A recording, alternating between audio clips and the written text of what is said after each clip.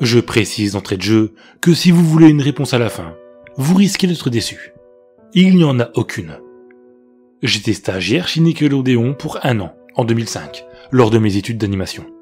Je n'étais bien sûr pas payé, la plupart des stages ne le sont pas. Mais ça avait plusieurs avantages, au-delà du côté éducatif. Comme je travaillais avec les monteurs et animateurs, je pouvais voir les nouveaux épisodes avant leur diffusion. J'irai droit au but, sans donner trop de détails inutiles. Ils ont très récemment réalisé un film sur Bob l'éponge, ce qui fait qu'ils ont mis du temps à démarrer la saison.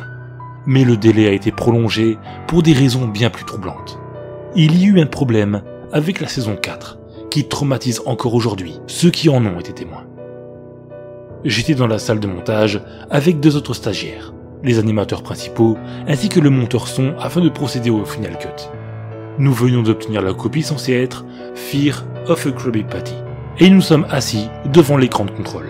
L'épisode n'étant pas finalisé à ce stade, les animateurs avaient l'habitude de mettre un carton titre humoristique, un genre de private joke comme How Sex Doesn't Work, au lieu de Rockabye Bevolve, quand Bob l'éponge et Patrick adoptent une coquille. Ce n'était jamais très fin, mais suffisant pour nous faire ricaner. Du coup, quand nous avons vu le titre, Le suicide de Carlo, ça ne nous semblait rien d'autre qu'une touche d'humour morbide. Quand nous avons démarré l'épisode, nous entendions la musique joyeuse habituelle. L'histoire commençait avec Carlo s'entraînant sur sa clarinette en jouant quelques notes. Puis, le rire de Bob l'éponge se fit entendre et Carlo s'arrêta, lui demandant de faire silence car il avait un concert le soir même et devait donc s'entraîner. Bob l'éponge dit ok, puis s'en alla. Après les bulles de transition, nous nous sommes retrouvés à la fin du concert de Carlo. C'est là que les choses ont commencé à mal tourner. Pendant la lecture, des images fixes se répétaient, mais le son était normal. À ce stade, le son et l'image sont synchronisés, donc oui, c'était vraiment bizarre. Mais quand il s'arrêta de jouer, le son s'arrêta, comme si le saut n'avait jamais eu lieu. Il y eut un léger murmure dans le public, avant qu'il ne se mette à le huer. Mais pas de la manière qu'on trouve habituellement dans un cartoon, et qui était utilisée dans cette série. Plutôt d'une façon qui met vraiment mal à l'aise. Carlo était en gros plan et semblait effrayé.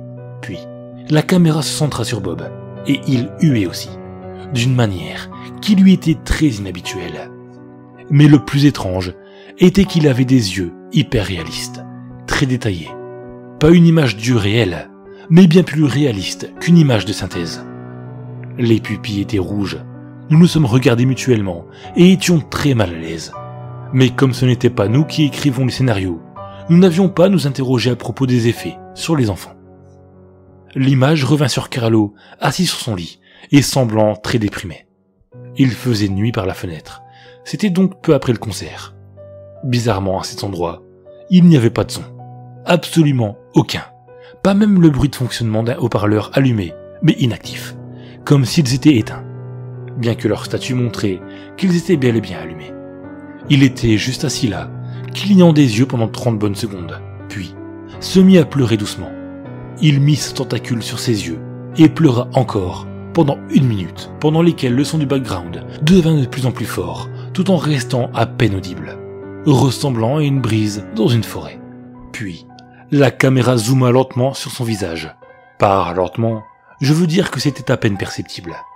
Ses soupirs devinrent plus forts, pleins de douleur et d'angoisse. L'image sauta quelques instants, puis revint à la normale. Le bruit de vent dans les arbres devint plus fort et plus grave, presque comme un ouragan. Étrangement, ce son, ainsi que les soupirs de Carlo, semblaient réels, comme s'ils venaient d'un espace situé dans le haut-parleur plutôt que du haut-parleur lui-même. Aussi haut de gamme que des haut-parleurs de studio puissent l'être, ils n'ont pas un équipement permettant de produire des sons d'aussi haute qualité.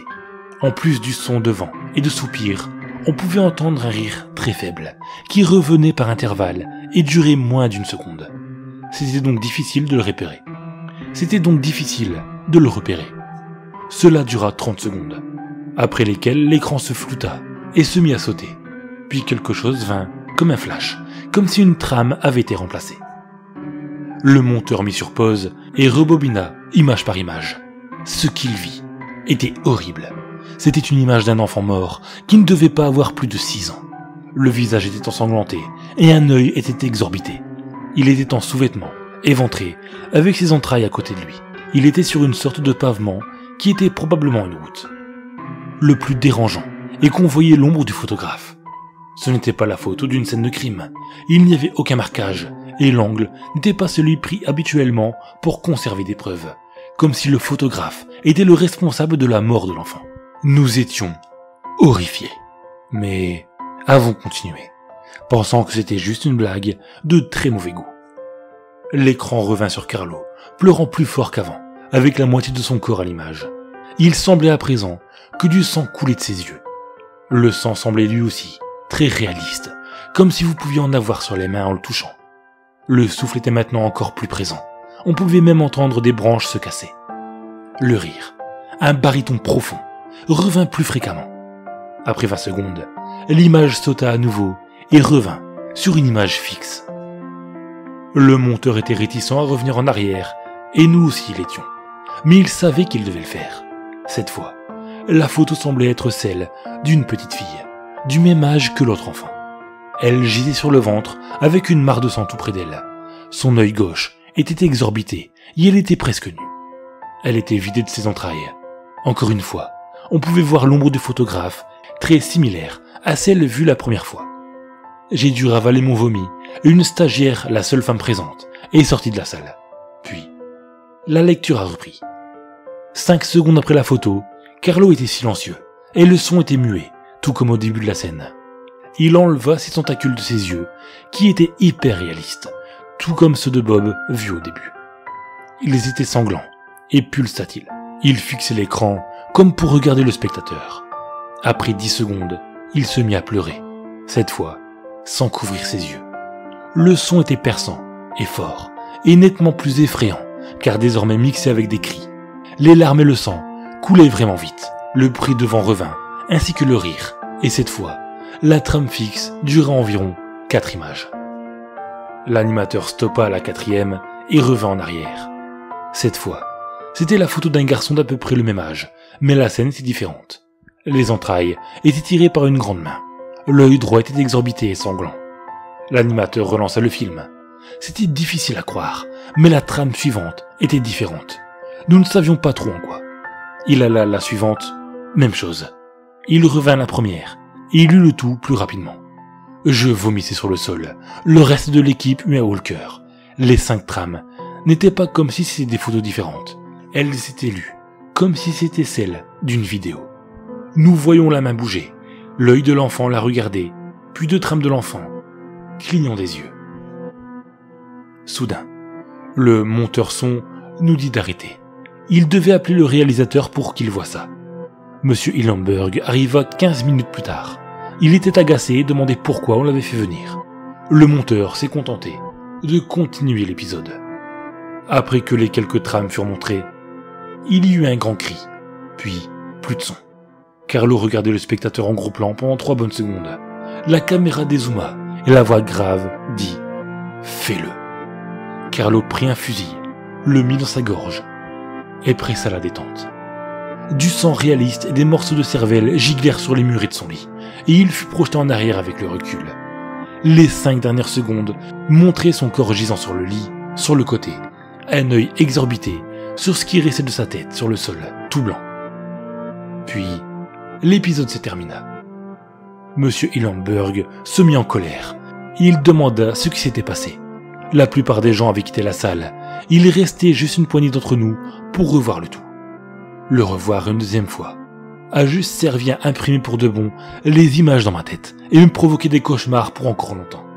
Je regrette d'être resté. La seule hypothèse que nous pouvions faire était que le fichier a été modifié par quelqu'un, quelque part dans la chaîne de production, entre le studio et la salle de montage. Le CTO fut appelé pour analyser ce qui s'était passé. L'analyse du fichier montra que ce dernier était remonté par un nouveau matériel. Cependant, le timecode montra qu'on était à 24 secondes avant le début de la lecture. Tout l'équipement fut examiné à la recherche d'applications ou hardware tiers, voire d'éventuels dysfonctionnements qui auraient fait que le timecode affiché ne soit pas le bon. Mais tout était en ordre. Nous ignorons encore aujourd'hui ce qu'il s'est passé. Il y eut une enquête due à la nature des photos, mais rien n'en est ressorti. Aucun enfant ne fut identifié et aucun indice n'est ressorti des photos, que ce soit dans les métadonnées ou les éléments visibles. Avant cela, je ne croyais pas au phénomène inexplicable, mais maintenant que j'en ai été témoin, et j'y réfléchis à 2 fois, inutile de vous dire que ça va certainement changer votre regard sur Bob l'éponge.